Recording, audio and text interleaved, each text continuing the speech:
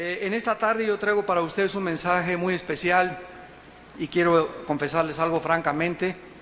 El mensaje que quiero compartir con ustedes en esta tarde es un mensaje que yo no podría compartir ni en una campaña evangelística, ¿verdad? Ni tampoco en una iglesia el domingo, simplemente por el contenido tan fuerte que tiene, pero creo que es idóneo y que en una reunión como la que tenemos en esta tarde se puede compartir. O sea, sabemos que todos somos cristianos y este mensaje se lo van a llevar ustedes a sus hogares, a su casa, y ustedes van a tener una información que tal vez la mayor parte de ustedes ignoran, y esta ignorancia de la historia de la iglesia, así se va a llamar el mensaje, la historia de la iglesia cristiana, les va a servir a ustedes para comprender los movimientos actuales que están soplando contra nosotros y la raíz y el sistema anticristiano más grande que ha existido, que no se puede comparar con el nazismo, ni con el comunismo, ni con el fascismo. Vamos pues en esta tarde a iniciar esta conferencia, la historia de la iglesia cristiana. Como todos nosotros sabemos, la iglesia cristiana tiene sus raíces en el judaísmo. Y cuando tú actualmente en el año 2002 hablas con un judío, un concepto equivocado es creer que los judíos están basados en el antiguo pacto, lo cual no es verdad. Actualmente el judaísmo, al igual que el catolicismo romano, no están basados ni el judaísmo en el antiguo pacto, ni el catolicismo romano en el nuevo pacto. El judaísmo está basado en algunas cosas de la Torá o de la ley judía, más 602 mandamientos y tradiciones agregadas que se llaman la Mishnah. La Mishnah. Y cuando tú crees que un católico está basado en el nuevo pacto, si yo fuera un musulmán y hablara con un católico y le preguntara, ¿es que ustedes están basados en el Nuevo Testamento? Es la mentira más grande. Nosotros sabemos que el catolicismo romano está basado en algunas cosas de la Biblia, porque tiene sus raíces en el Nuevo Pacto, igual que el judaísmo en el Antiguo Pacto, pero el catolicismo romano le ha agregado al Evangelio de Jesucristo cientos y cientos de tradiciones, como las vamos a ir poco a poco analizando en esta tarde. Entonces tenemos que entender cómo se está manejando esto para que nosotros podamos tratar tanto con los judíos como también con los católicos. Y cuando nosotros hablamos de la raíz del catolicismo y la raíz de Roma, lo estamos haciendo para analizar el sistema y nunca atacar a las personas.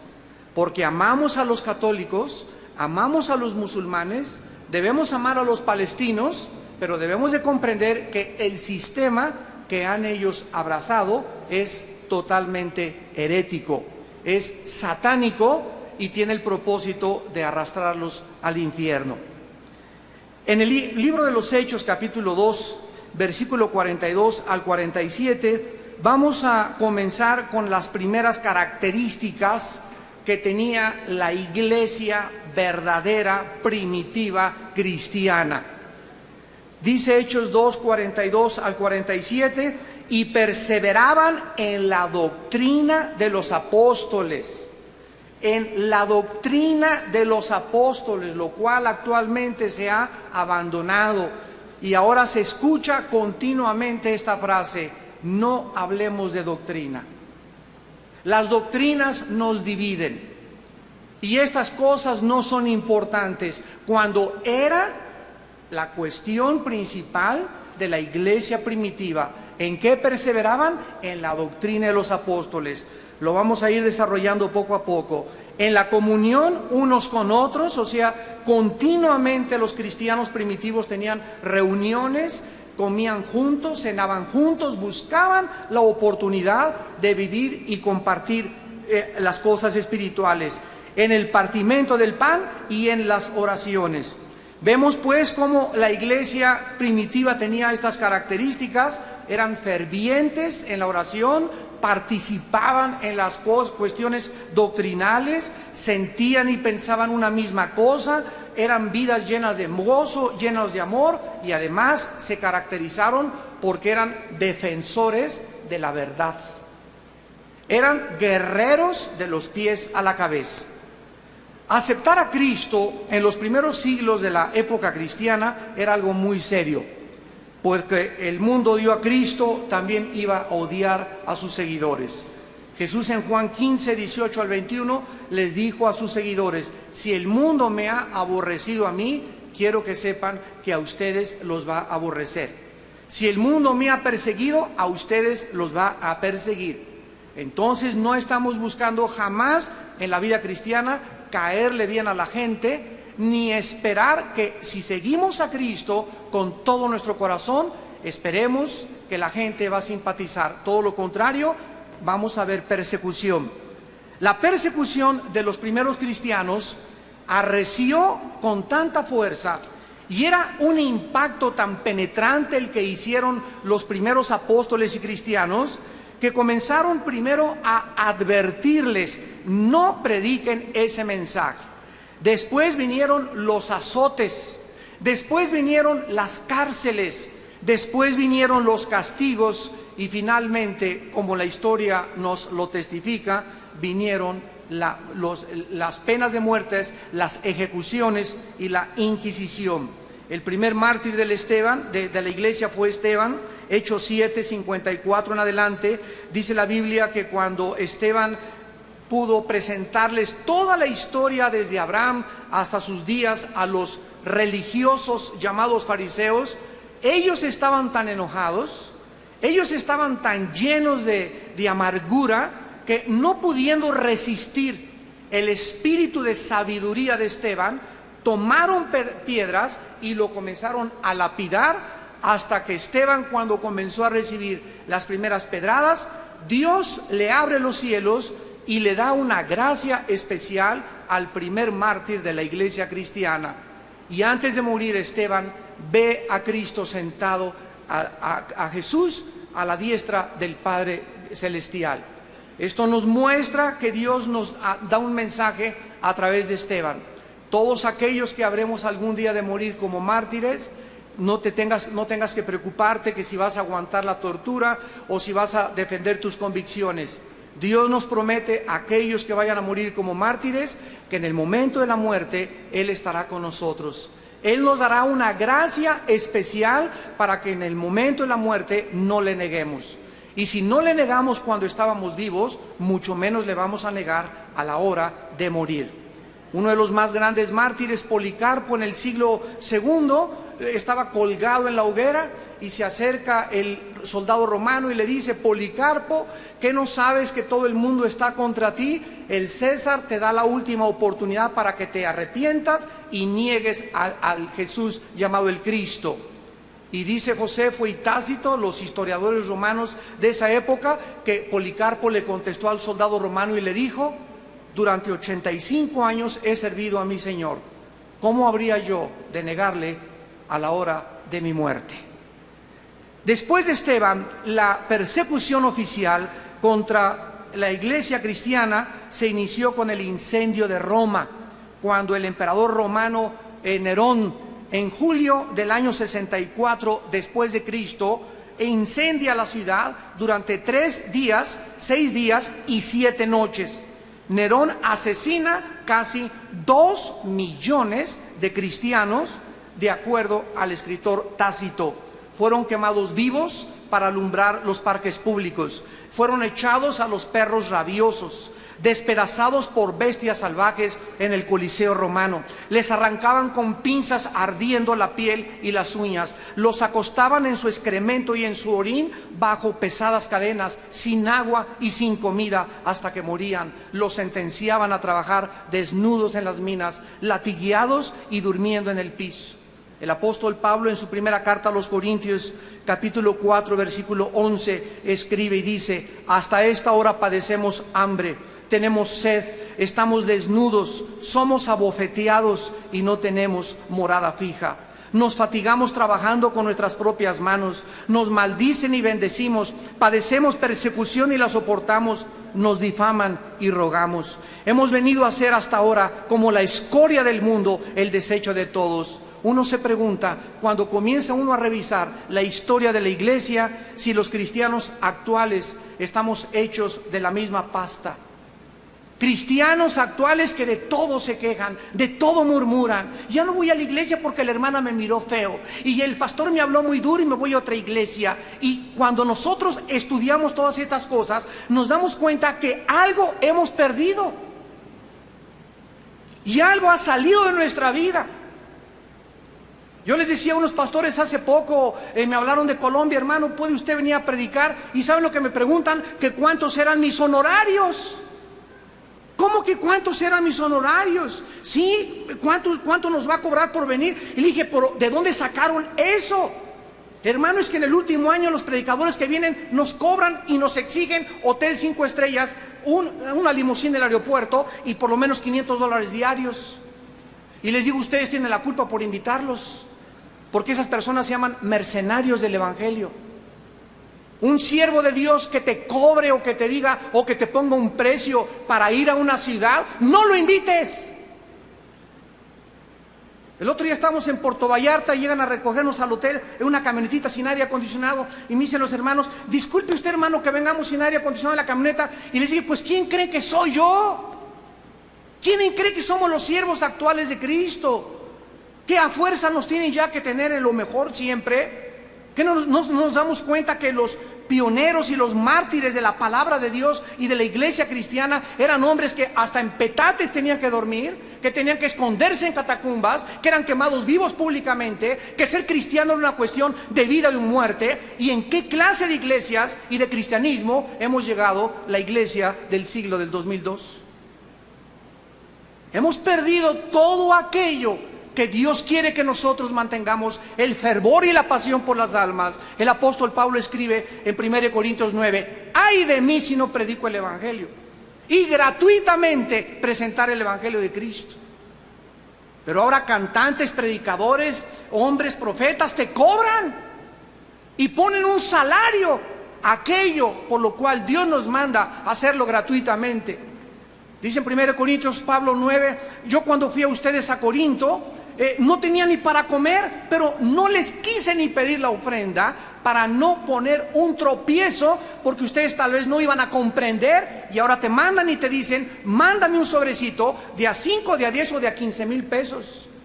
Cuando la Biblia dice cada quien de como propuso en su corazón. ¿Qué significa esto? Que cuando yo doy ofrenda, tengo yo en mi corazón que proponerme cuánto voy a dar sin manipulación, ni coerción, ni exigencia.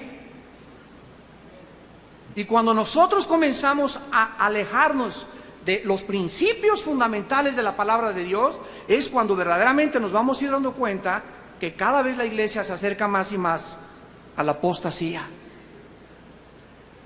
La persecución, dice en Hechos capítulo 8, produjo el efecto contrario.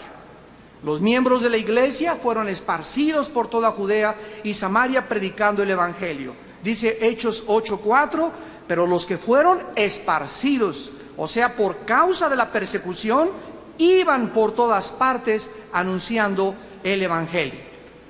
Después del primer siglo, más o menos 50, 80 años después de la muerte del último apóstol llamado Juan, que murió, como sabemos, en la isla de Patmos, desterrado por el emperador romano Diocleciano, surgieron en el siglo II y el siglo III los que se conocieron como los padres de la iglesia. También se les llamaba obispos o se les llamaba padres. En el año 150 después de Cristo aparecieron los padres apostólicos. Se caracterizaron por edificar la iglesia a través de la doctrina. En el año 180 después de Cristo aparecieron los apologistas, que fueron hombres que comenzaron a defender la Biblia y la fe ante los ataques y las herejías arrianianas. Se les llamaba así porque atacaban que Jesús no era Dios, que Dios no es tres personas, que no existía la Trinidad, y se levantó este grupo llamado los apologistas. Después vinieron en el año 225 después de Cristo los polemistas o también los micenos, que defendieron también las herejías contra la iglesia. Y finalmente, en el año 300 al 450, que fue cuando apareció el primer papa, se levantaron los teólogos científicos que estudiaban la teología para aplicarla a las modalidades filosóficas y científicas del pensamiento de esos tiempos. Todo esto, las 4 características de los apostólicos, los apologistas, los polemistas y los científicos, se ha desvanecido de la iglesia actual. Hace poco tuvimos una conferencia en México, en un canal de televisión, y uno de los problemas era que la persona que estaba ahí hablando nos tenía clasificado y nos decía: es que ustedes los cristianos todos son una bola de ignorantes.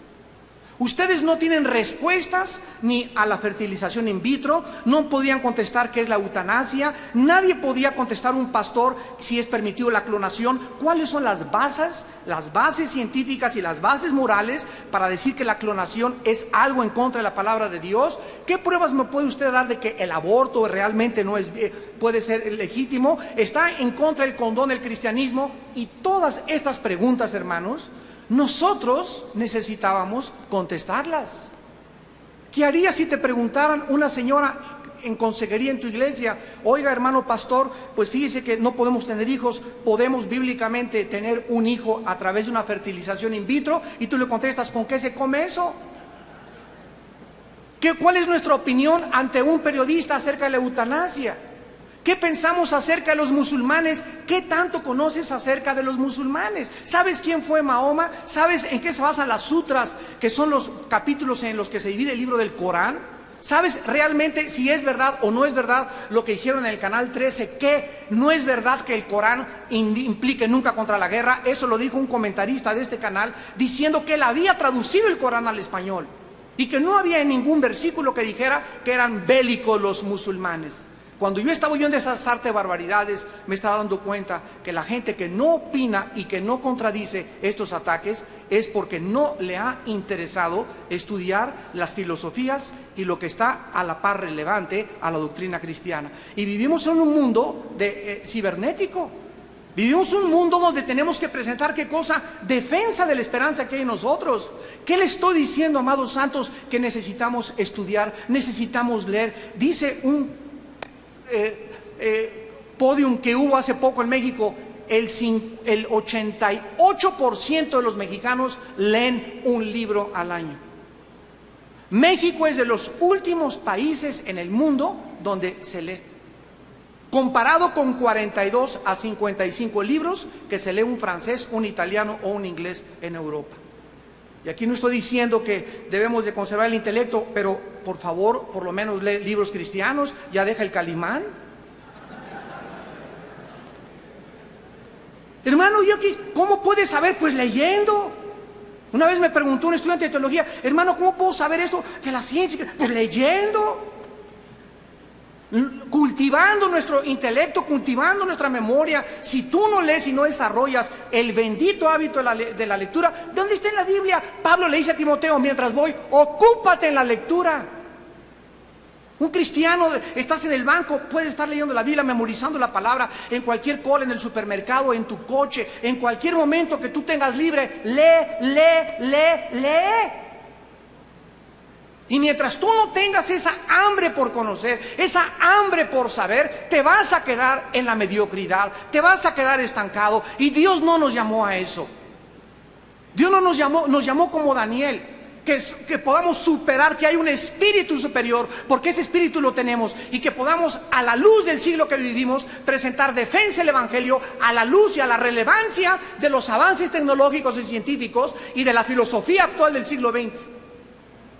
Porque si no nos preparamos y no avanzamos como un pueblo que somos, sobre todo los varones, nos vamos a quedar atrás y nuestras ovejas se van a quedar inundadas por el agua y la presión moral y filosófica que azota actualmente al mundo. La iglesia llega al año 306, 337, cuando el último emperador romano, Constantino, escuchen esto de que Pedro fue el primer papa es muy fácil de debatir. Si Pedro fue el primer papa, ¿quién fue el segundo? Porque hasta el año 350 después de Cristo aparece el primer jefe de la iglesia. Entonces, la falacia y la ficción más grande que existen, ¿verdad?, es que Pedro fue el primer papa. Constantino muere en el año 337 y él se llamaba Pontifex Maximus. La palabra pontífice, apúntala, significa constructor de puentes. La palabra pontífice significa constructor de puentes. Y de ahí se inicia el enlace que los emperadores romanos creían tener con los dioses, porque los emperadores romanos se dijeron a sí mismos y se llamaron dioses. Constantino, en una batalla que se llama Milvain, escribe en su biografía que vio una cruz que le dijo ex nos signus vincitoris, por este signo vencerás. Constantino aparentemente abraza el cristianismo como la religión oficial del Imperio Romano y ordena que todas las personas que pertenezcan al Imperio Romano puedan ellos seguir la doctrina de los apóstoles. En esa época, Roma estaba dividida en dos partes, en Constantinopla y en Alejandría. Y el obispo de Constantinopla y el obispo de Alejandría eran dos padres de la iglesia representando a la iglesia cristiana, cuando Constantino une estos dos obispos y le entrega a su muerte el cetro del gobierno romano a un hombre. Y en ese momento un hombre recibe el poder de Roma, político y al mismo tiempo religioso. Y en el momento en que la iglesia, que se llamaba cristiana, recibe y mezcla la política con el cristianismo, en ese momento se inicia el deterioro, la perversión, la adulteración del sistema de pensamiento más limpio y más puro que ha existido durante la historia humana, que es el pensamiento de Jesucristo. Y del año 350 a nuestros días, Roma se convierte, fundando un estado que se llama el Vaticano, en el imperio más grande y más rico de Europa. Y desde el Vaticano se nombraba al rey de Inglaterra, desde el Vaticano se nombraba al rey de España, desde el Vaticano se nombraba a los príncipes de Estrasburgo de Alemania y a los Médicis, que hicieron barbaridad y media. Y comenzó lo que era el cristianismo, se convierte en un estado. Y comienza la perversión del cristianismo. En 1095 pasaron 10 siglos y comienzan entonces los papas a controlar los reyes, los emperadores, la política, y escuchan que llegaron a Jerusalén los moros, y entonces en 1095 se inician lo que fueron 7 cruzadas, el tiempo de las cruzadas, donde fueron los esfuerzos del Vaticano por recuperar la Tierra Santa de los musulmanes o de los maometanos. Y ahí asesinaron y quemaron e incendiaron las sinagogas, mataron musulmanes, mataron de todo. El Papa anuncia en el siglo VI por primera vez, hasta el siglo XII, que no es cuando el papado alcanza su cenit. Actualmente nos damos cuenta que la palabra papa significa padre o jefe universal. Y aquí en la tiara le ponen en el siglo VII al papa vicarius, en latín vicarius Dei Filii, que actualmente todavía trae esta inscripción que significa vicario del Hijo de Dios. La palabra vicario significa el que representa o el que está en el lugar de. O sea, al Papa se le nombra como el representante de Jesucristo en la tierra. Cerca del año 500 comienza a limitarse solamente a Roma, después se convierte en el Papa de todas las personas adheridas al Sacro Imperio Romano, y el primer Papa reconocido fue Gregorio I en el año 590 después de Jesucristo. En ese tiempo, este libro que se llama Las Sagradas Escrituras, y que es el único instrumento que Dios nos ha dejado para que el ser humano salga de las tinieblas, y es el único libro que contiene verdades absolutas, este libro en el año 500 después de Cristo se cierra por el Papa Gregorio I y se manda prohibir que nadie lo puede leer.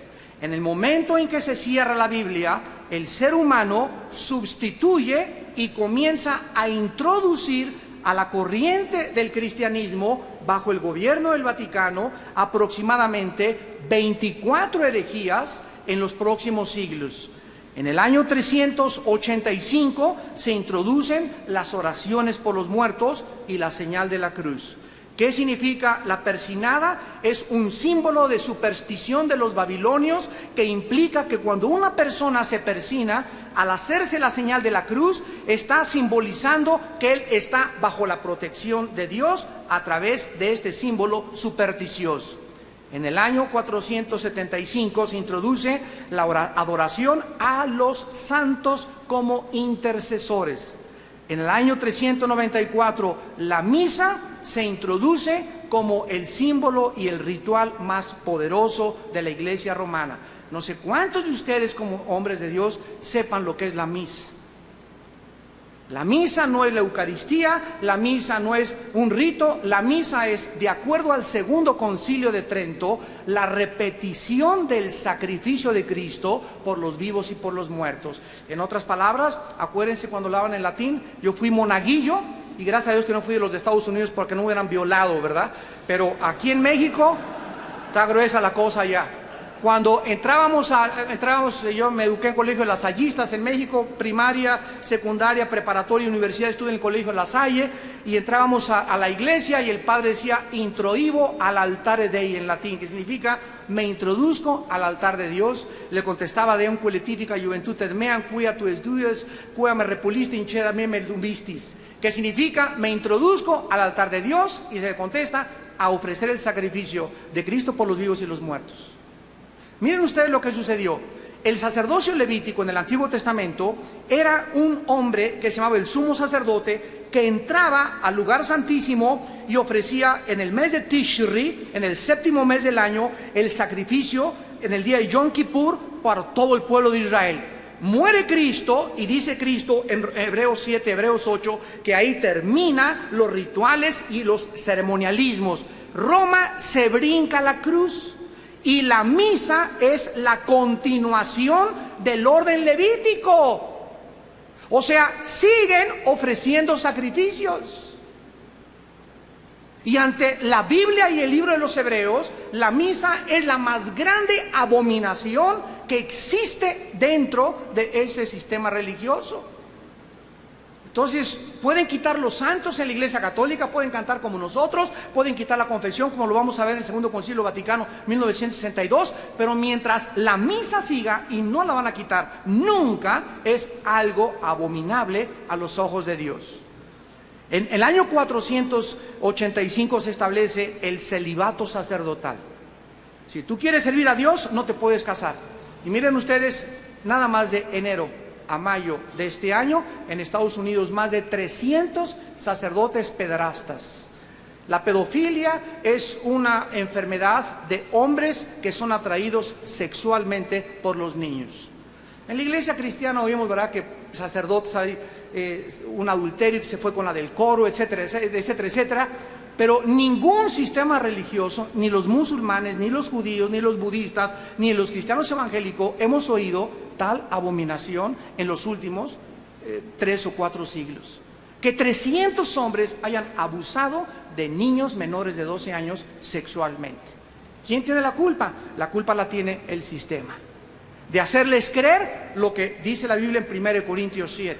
En 1 Corintios 7 dice la Biblia, yo les aconsejo, dice Pablo, que si pueden quedarse, quédense como yo. Pablo era viudo y ya no se volvió a casar por el llamado tan especial que Dios le dio. Pero si no tienen el don de continencia, cásense, porque es mejor casarse que quemarse. Entonces la Biblia manda, 1 Timoteo 3, que el obispo sea marido de una sola mujer, que tenga una sola esposa, porque la Biblia está en contra de la poligamía. Y no podemos tener 4 o 5 mujeres al mismo tiempo sirviendo a Dios, como los mormones, tus padrinos. Entonces nosotros tenemos que entender esto. ¿De dónde viene todo esto? De que cerraron la Biblia.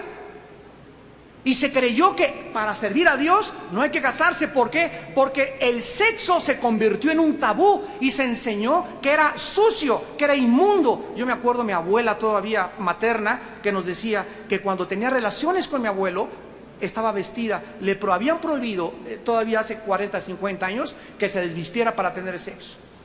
Y actualmente hay muchas mujeres en la iglesia que necesitan esa consejería, que todavía tienen miedo de desnudarse en frente de sus esposos. Ya no se habla del sexo en la iglesia porque ahí está el tabú todavía. Ya no se enseña lo maravilloso, como dice Proverbios 5, gózate con la mujer de tu juventud, como sierva amada y graciosa Gacela. Sus caricias te satisfagan en todo tiempo y en su amor recréate siempre, porque el sexo desde la Roma se pervirtió y se enseña como algo sucio y como algo feo, y lo es fuera del matrimonio. Pero ¿qué está pasando con Roma? Se está desmoronando el sistema porque sus fundamentos no tienen base en la palabra de Dios. En 593 se establece el purgatorio, que cuando una persona muere y no está totalmente santificada por Roma, ni se le canonizó, ni se le hizo santo, entonces se va a un lugar intermedio donde es purificado, depende las misas gregorianas que se le den. Cuando una persona se muere, de acuerdo a este sistema, se le dan misas gregorianas para sacarlo del purgatorio. Y las misas gregorianas te cuestan actualmente de 500 pesos para arriba. Entonces, de acuerdo al dinero y a la cantidad de misas, se saca una persona y se le evitan sus pecados o su purificación en el purgatorio. En el año 600 se introduce la misa en latín. En el año 787 se introduce el culto a las imágenes y a las reliquias. En el año 850 el agua bendita. En el año 1100 después de Cristo se introduce el pago por las misas. Ahora te casas con flores o sin flores, 500, 250 y de a 1000 pesos para arriba. En el año 1190 se comienza a vender la salvación. En el año 1215 se inventa la transubstanciación, que en el momento en que el cura toma esa hostia o ese pan, por un misterioso tremendo, casi esto es brujería, él convierte ese pedazo en el cuerpo y en la sangre de Jesucristo. Y la persona que toma eso recibe a Jesucristo. Jesucristo se le sale de lunes al sábado y se le vuelve a meter el domingo. En el año 1303 se declara que fuera de Roma, escucha esto, no hay salvación. El otro día un periodista nos preguntó, ¿qué es una secta? Porque esto es una secta, ¿verdad? Porque fuera de Roma todo es secta. Y le contesté, Roma es la secta más grande del mundo. ¿Por qué? Porque una secta es, recuérdalo, cualquier grupo que se atribuya a sí mismo la salvación. Los mormones dicen que fuera de la iglesia mormona no hay salvación. Los testigos de Jehová, que ellos tienen la salvación. Roma dice que fuera de Roma no hay salvación. Los cristianos jamás decimos, mi iglesia te salva. Los cristianos invitamos a la gente a venir no a una organización, no a una denominación, los invitamos a venir a una persona que se llama Jesús.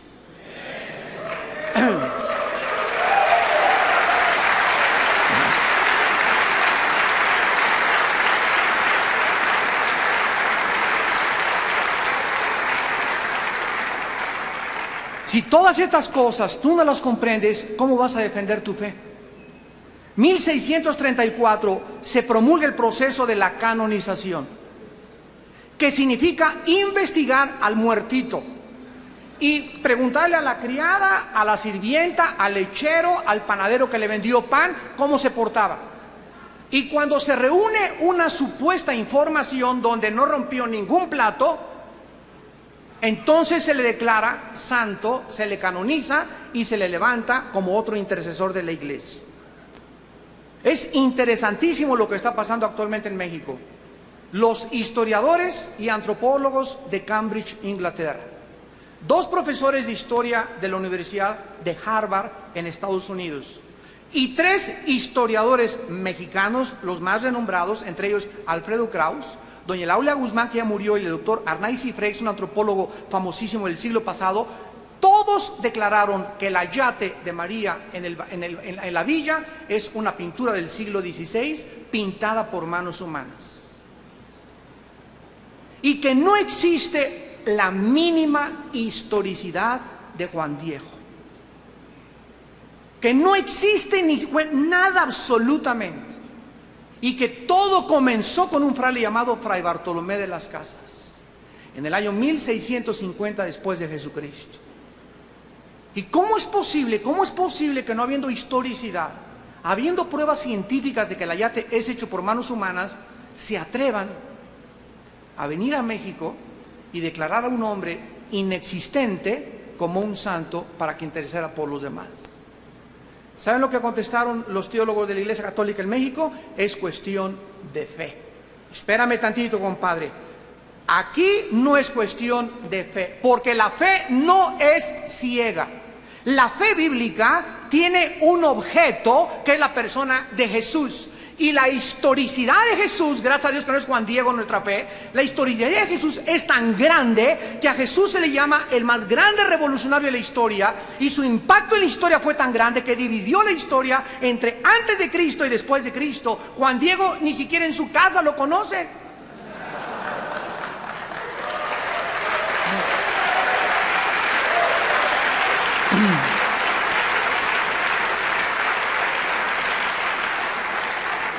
Se necesita más fe para creer en Juan Diego que en Cristo. Es increíble que el ser humano, profesando ser racional, en la época que vivimos de la tecnología y personas educadas en universidades, puedan verdaderamente tener la luz enfrente, y como en los tiempos de Jesús se repite el pecado. A la luz le llaman tinieblas y a las tinieblas le llaman luz. En 1439 se establecen que para entrar al cielo se necesitan 7 sacramentos. 7 sacramentos. O sea, la fe en Cristo más 7 sacramentos. O sea, si alguien lo atropella un coche y llega un cura y le echa aceitito antes de morir, se llama el séptimo sacramento, la extrema unción.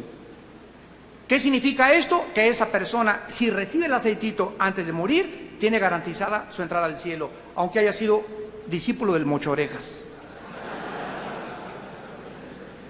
En 1854 se establece la doctrina de la Inmaculada Concepción, que la Virgen no tuvo jamás hijos. Mateo 13, Juan capítulo 2, Gálatas capítulo 1 nos hablan que Jesucristo tuvo, después de que María tuvo virginalmente a Jesús, hermanos y hermanas.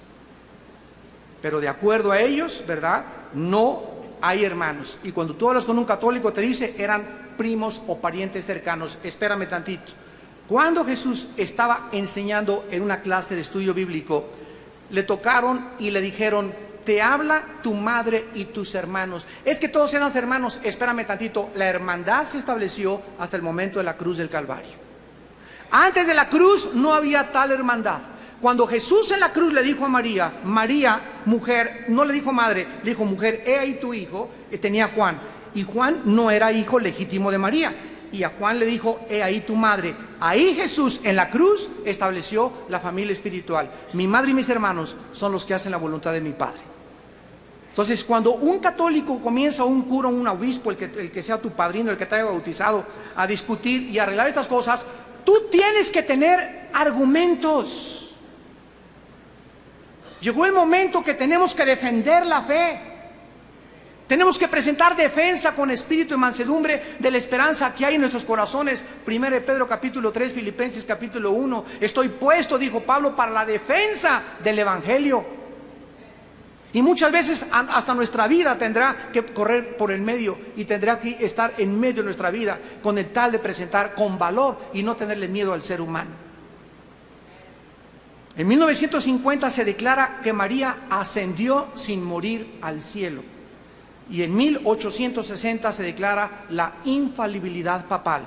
Esto es, que el Papa al hablar no comete errores. Y que cuando Él habla es Dios el que está hablando. Síganme con cuidado. Esto fue en 1860. Llegamos al año 1961-62, cuando un papa llamado Juan XXIII, por primera vez en la historia, abre este libro que se llama la Biblia. Y Juan XXIII la comienza a leer y comienza a saltar. ¡Ah, chirrión! ¡Ah, caray! ¡Cuánto apache! Y se comienza a espantar de todo lo que lee la Biblia, y entonces él manda a establecer lo que se conoce como el Segundo Concilio Vaticano. Y el Papa Juan XXIII, de 1962 a nuestros días, manda por decreto ex cátedra que se lea la Biblia para el pueblo, que se manden quitar los santos de las iglesias, por orden papal, que se permita confesarse. Actualmente un católico se puede confesar, tomar la comunión sin la confesión auricular. Entonces, el Papa Juan XXIII, todo lo que los papas anteriores dijeron, dijo que era mentira. Y la pregunta, ¿quién de todos mintió? Porque se declaró en 1860 que el Papa es infalible. Nos damos cuenta que si seguimos una línea de lógica elemental, esto es absolutamente irracional, esto es insanidad mental. Cualquier persona que no se observara de cualquier otra religión diría, están locos de remate. Ni el Corán tiene tantas contradicciones como Roma. Finalmente, encontramos nosotros que ante esta serie de barbaridades, en Marcos 7, Jesucristo les dijo a los discípulos en el versículo 6, hipócritas, bien profetizó de ustedes Isaías, este pueblo de labios me honra, mas su corazón está lejos de mí. En vano me honran enseñando como doctrinas mandamientos de hombres. Bien invalidáis el mandamiento de Dios para guardar vuestra tradición. En el libro de los Gálatas, el apóstol Pablo, en el capítulo 1, versículo 6 al versículo 8, les advirtió a los cristianos y les dijo, estoy maravillado de que tan pronto se hayan alejado del que los llamó por la gracia de Cristo para seguir un evangelio diferente. No que haya otros, sino que hay algunos que os perturban y quieren pervertir el evangelio de Cristo. Mas si aún nosotros, escucha, o un ángel se te aparece del cielo y te dice en la noche, como escribió José Smith, el que fundó los mormones, que un ángel llamado Moroni se le apareció en la noche y le dijo, Josecito, ¿qué? Quiero decirte que puedes tener 10 esposas al mismo tiempo. Y entonces los mormones, que en aquel tiempo se estaba formando la Constitución americana, se levanta José Smith, y le dice a su esposa, ¿qué crees, mi amor? Que un ángel se me acaba de aparecer para decirme que tú no eres la única, que necesito aquí en la cama 9 igual que tú. Imagínate, llégale a tu esposa con eso mañana. Digo, ¿qué lo que eras, verdad? A José Smith, el que fundó los mormones, lo lincharon en la cárcel en Estados Unidos porque la Constitución americana prohibía la poligamia. Si un ángel se te aparece y te anuncia otro evangelio, otro mensaje que no esté de acuerdo a lo que está en la palabra de Dios, no es un ángel de Dios, es un ángel caído. Y dice la Biblia, como antes les hemos dicho, y lo repito, si alguno les predica otro evangelio del que hemos recibido, sea maldito. Hay una maldición tremenda para las personas que pervierten la palabra de Dios. Roma comenzó a cerrar la Biblia y entonces levantó lo que se llama la Inquisición. La matanza y masacres contra todos los que leían la Biblia, que no se sujetaban a Roma y que no pedían permiso para leer la Biblia. Millones de personas comenzaron a morir desde el año 1198 después de Cristo, cuando el Papa Inocencio III ordenó el exterminio de todos los que leyeran la Biblia. Se confiscaban por la Iglesia, por eso se hizo millonario el Vaticano, los bienes materiales de las víctimas, los cuales pasaban a ser propiedad del Vaticano. Francia, España, Italia, Alemania y los Países Bajos sufrieron todos estos crímenes en el nombre de Dios. Solamente en los años 1540 al año 70 después de Cristo, más de 1 millón de cristianos fueron muertos en el nombre de Cristo. La Inquisición duró 500 años. Dios tenía a sus hombres valientes que se comenzaron a levantar contra Roma, y uno de los primeros fue uno que se llamó Petrarca. En el año 1304 al 74 fue el grande caudillo del Renacimiento italiano, llamó y se paró en el Vaticano y les dijo: cueva de ladrones y del infierno. Lo mataron. Después vino Juan Wycliffe, 1324-1384, profesor de la Universidad de Oxford, Inglaterra. Predicó abiertamente contra la tiranía espiritual del clero y del Vaticano. Se opuso a los papas, a los cardenales y monjes y defendió el derecho del pueblo de leer la Biblia. Lo mataron.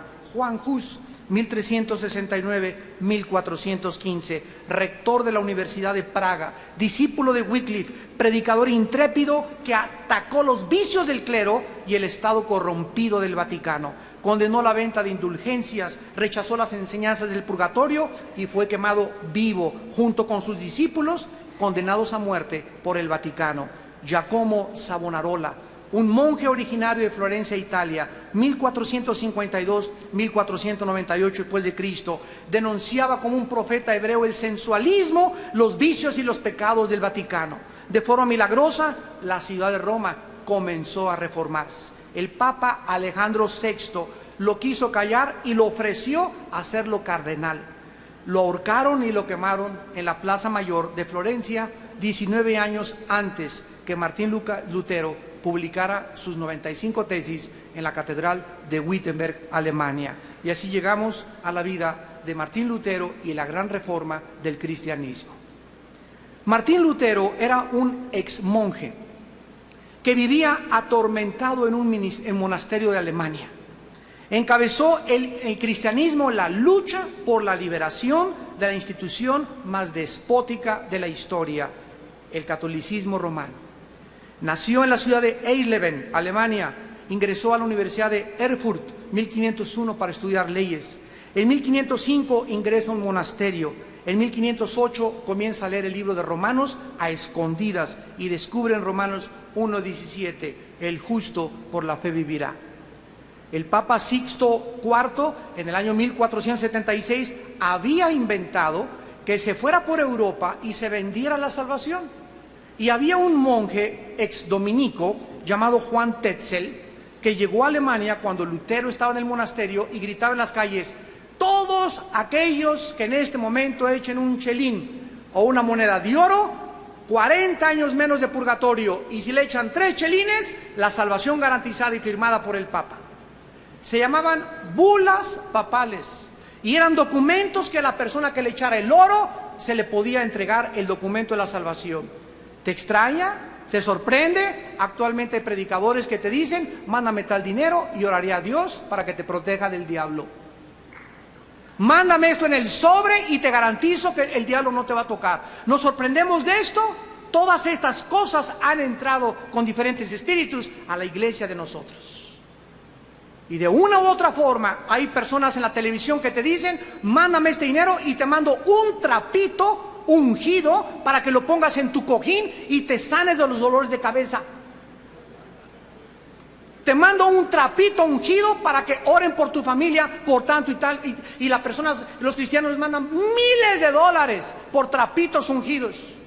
¿Saben ustedes qué es lo que está pasando esto? Se está sustituyendo la fe en Cristo en un instrumento. O sea, el cristiano ahora se le enseña que necesita un medio, algo tangible, algo físico para poder tener fe. Y si no tienes ese trapito, la fe en Cristo ya no puede subsistir, ni se puede mencionar solamente a través de la palabra de Dios. Y se les olvida que el justo vive por la fe, no por lo que ve. ¿Y en qué se basa esa enseñanza? Ay, hermano, pues es que dice el libro de los Hechos que cuando Pablo pasaba eran sanados con sus ropas y esas cosas. Eso fue un milagro en las ropas de Pablo. Tú te llamas Fidencio.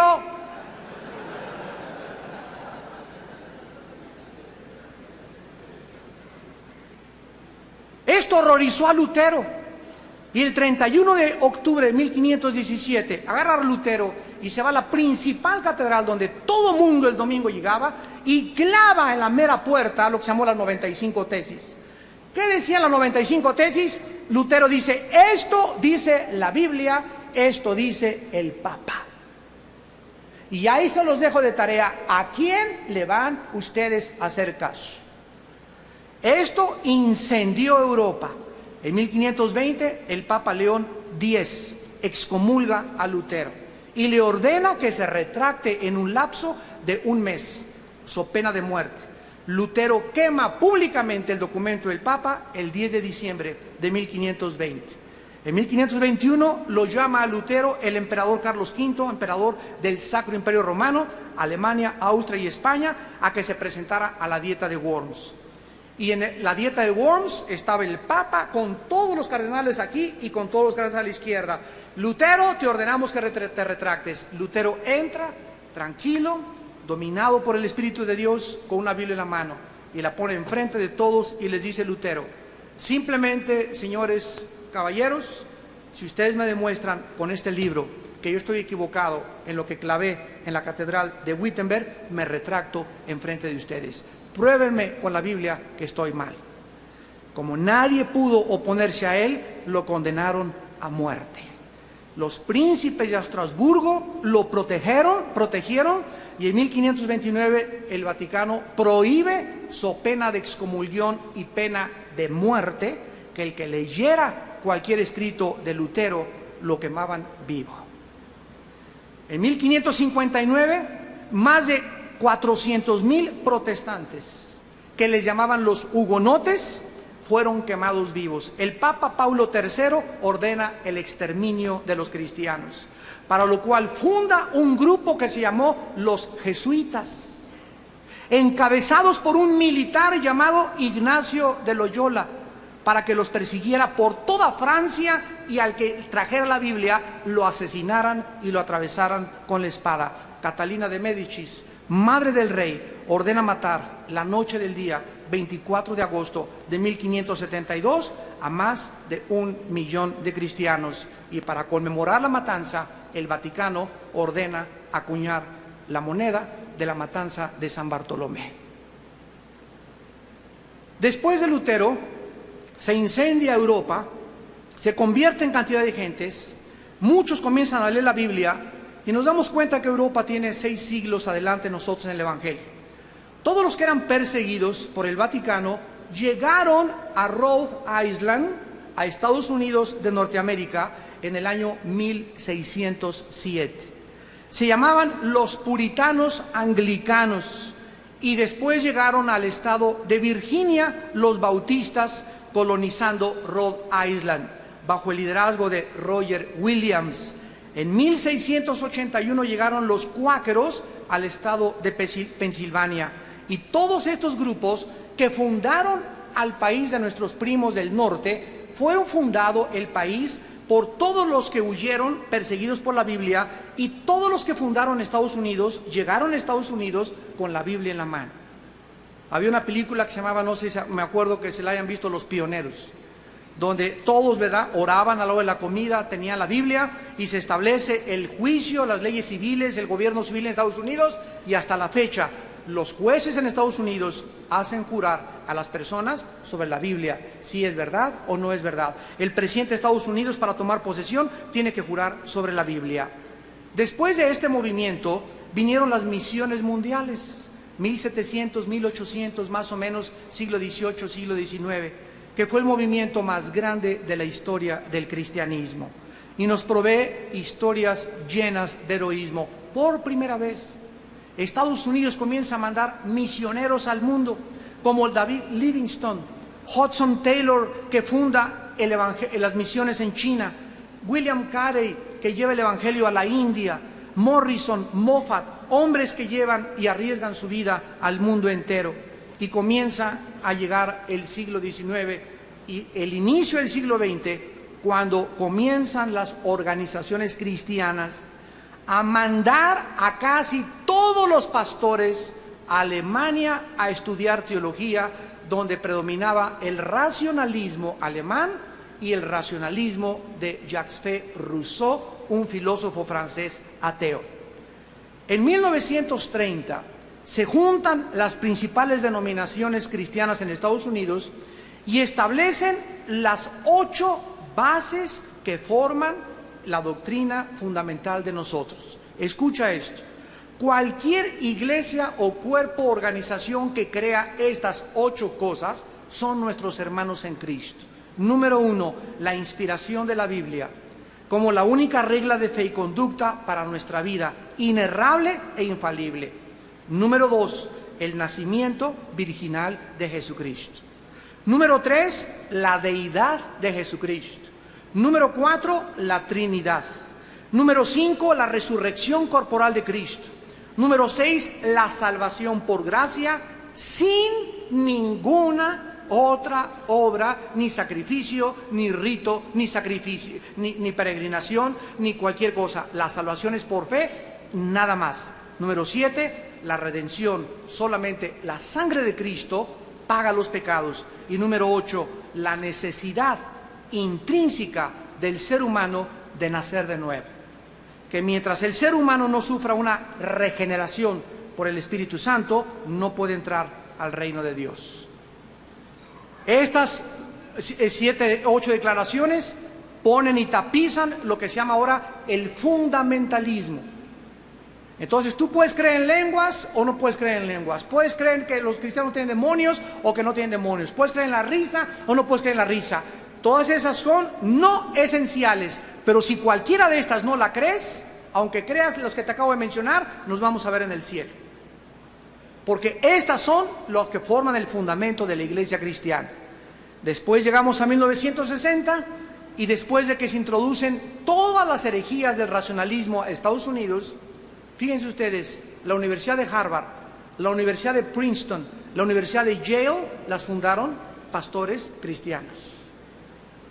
Y cuando regresaron de Europa con el racionalismo alemán, metieron el modernismo a las universidades americanas y comenzaron los pastores a apostatar en Estados Unidos.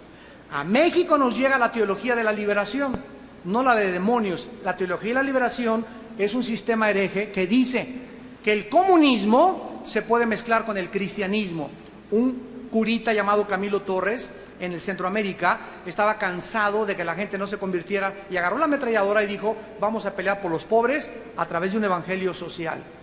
Esto comenzó a penetrar en el mundo cristiano y comenzó a leudarse y a corromperse el evangelio. Después comenzó a mezclarse el cristianismo con el misticismo en la década de los 70. O sea, se comenzó a dar más validez a las experiencias. Es que si yo no me caigo para atrás, no tengo al Espíritu Santo. Si no me río, no tengo el Espíritu Santo. Si no hablo en lenguas, no tengo el Espíritu Santo. Comenzó a enseñarse hasta el grado de decir que si no tenías las lenguas, no eras salvo.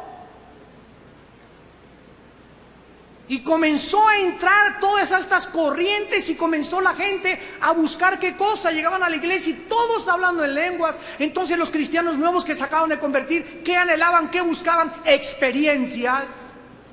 Sentir algo, sentir a Dios, hablar en lenguas, caerse al piso, reírse, porque si no había esas experiencias, dudaban de su salvación. Y se llegaron a extremos tan radicales. Ahorita, gracias a Dios, ya están aterrizando todos. Pero se llegaron a extremos tan radicales que hicieron muchísimo daño a la obra de Dios. Y luego vino la teología del reino, que enseña que la iglesia establecerá el reino de Cristo en la tierra y vencerá a Satanás aquí en la tierra. Y se subieron al Popocatépetl a dispararle flechas a Satanás, y se fueron al mar y le echaron aceite al mar, y se fueron a Teposteco y comenzaron a clavar piedras, a hacerle, y que Satanás tiene su imperio en Éfeso, y fueron a Grecia y fueron a Roma, y comenzó una persecución contra el diablo. Y la Biblia nos dice: resiste al diablo, jamás nos dice persíguelo. Es una guerra entre los ángeles de Dios y los ángeles caídos de Satanás. Nosotros solamente, dice Santiago 4, resístelo y huirá. Resisto, lo que significa: me pongo bajo la sombra del Altísimo, vivo en santidad y no tengo por qué preocuparme del chamuco. ¿Por qué? Porque el ángel de Jehová campa alrededor de los que le temen y los protege. Pero se inició la guerra contra el diablo, imagínense nada más. ¿Sobre qué raíces teológicas tenía ese movimiento? De que el reino de Dios tiene que ser establecido, persiguiendo, y vamos a corretear al diablo. Y el diablo risa y risa ahí arriba. Yo digo, los hermanos llegaron a mi casa: Armando, estamos haciendo una peregrinación a ir a Catemaco, Veracruz. Ahí está el centro del espiritismo, y vamos al chamuco fuera y a tomarlo para el Señor. Le dije: miren, hermanos, Si alguien va a poner una iglesia en Catemaco y quiere hacerle guerra al diablo, no hay ningún problema. Llegas, Padre, establecemos este lugar, oramos y punto, ¿verdad? Pero ustedes quieren ir a hacerle guerra al diablo y decir, vamos a sacar el principado de Catemaco y nos vamos a regresar a nuestra casa. ¿Cuántas horas y cuántos días el principado va a dejar Catemaco? ¿1, 2 días, 3 días? ¿Qué creen que ya se va a ir y no va a regresar jamás?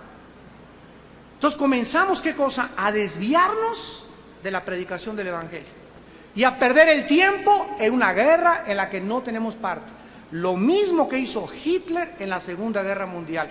Hitler no tenía guerra contra los judíos, ni siquiera era un estado Israel, y de repente deja Inglaterra, deja Estados Unidos, deja Rusia y se vuelve contra los judíos y pierde el tiempo en la solución total y final contra los judíos cuando ni vela tenían en el entierro, porque odiaba a los judíos, y eso lo hizo perder la guerra y perder su dictadura.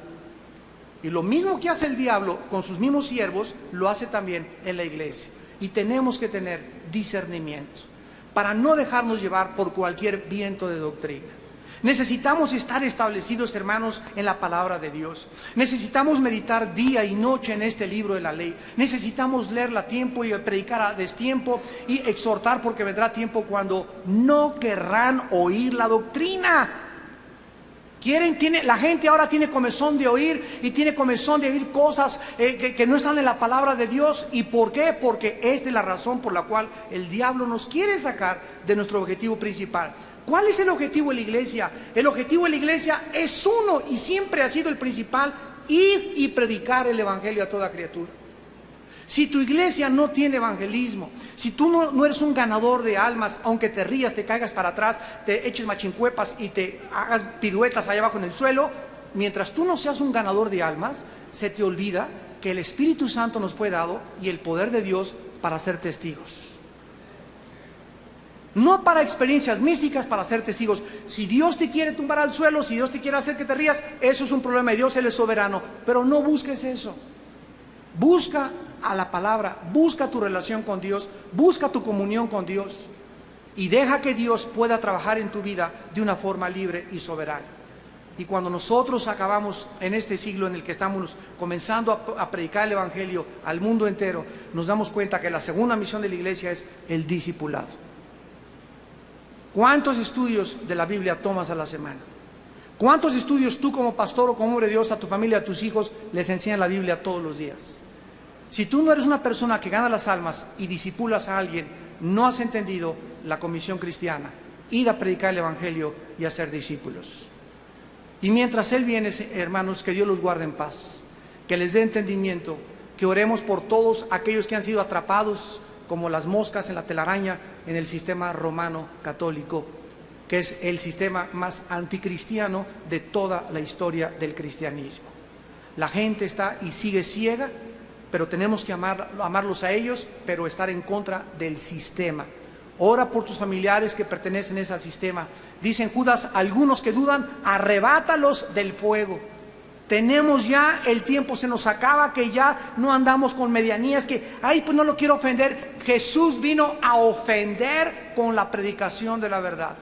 Y ya no podemos en los tiempos que vivimos andarnos a medias tintas. O somos verdaderamente siervos de Dios y estamos dispuestos a morir por nuestras convicciones, o jamás podremos ser llamados verdaderamente hijos de Dios, porque no podemos ser más grandes que nuestro Maestro. Oremos.